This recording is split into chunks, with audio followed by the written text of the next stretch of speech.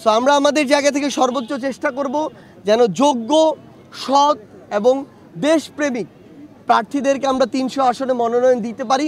লক্ষ্য আমাদের 300 আসন আমরা সর্বোচ্চ চেষ্টা করে যাব, তবে এটি বড় একটি চ্যালেঞ্জ এবং আমরা সেই চ্যালেঞ্জ নিতে প্রস্তুত।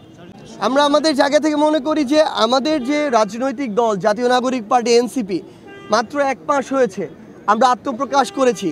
খুব স্বাভাবিকভাবেই এটি একটি বড় চ্যালেঞ্জ যে আগামী যদি 1 বছরের মধ্যে আমরা শুনতে পাচ্ছি যে ইলেকশনের কথা, অন্তর্বর্তীকালীন সরকার থেকে ডিসেম্বর জানুয়ারির কথা বলা হচ্ছে, এটি অবশ্যই আমাদের জন্য বড় একটি চ্যালেঞ্জ যে 300 আসনে আমাদের যে বিভিন্ন প্রার্থী যে রয়েছে তাদেরকে মনোনয়ন দেওয়া। কিন্তু আমরা মনে করি যে এই চ্যালেঞ্জ নিতে কিন্তু আমরা অভ্যস্ত এবং প্রস্তুত। সো আমরা আমাদের জায়গা থেকে সর্বোচ্চ চেষ্টা করব যেন যোগ্য, সৎ এবং দেশপ্রেমিক প্রার্থীদেরকে আমরা 300 আসনে মনোনয়ন দিতে পারি।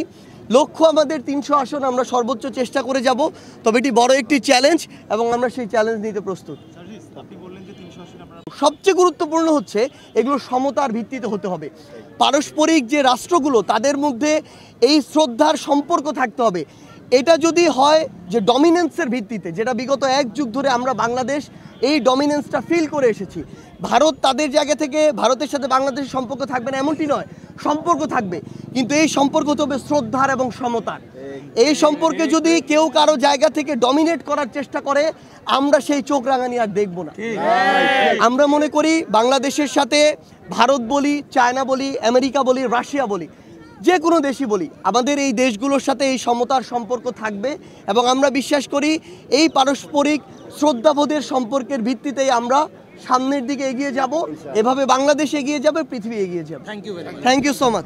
উত্তরবঙ্গের মানুষ শুধু এতদিন দিয়েই এসেছে। এই উত্তরবঙ্গ ছিল একটা উৎপাদন ক্ষেত্র।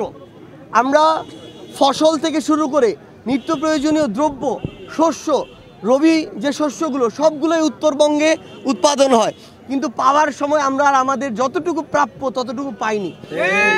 আমরা মনে করি অন্তর্বর্তীকালীন সরকার জনগণের যতটুকু প্রাপ্য এই রংপুর বিভাগের মানুষের ততটুকু প্রাপ্য তাদের জন্য অবশ্যই বরাদ্দ রাখবে এবং আমরা সেই আস্থাটুকুই অন্তর্বর্তীকালীন সরকারের উপর রাখতে চাই।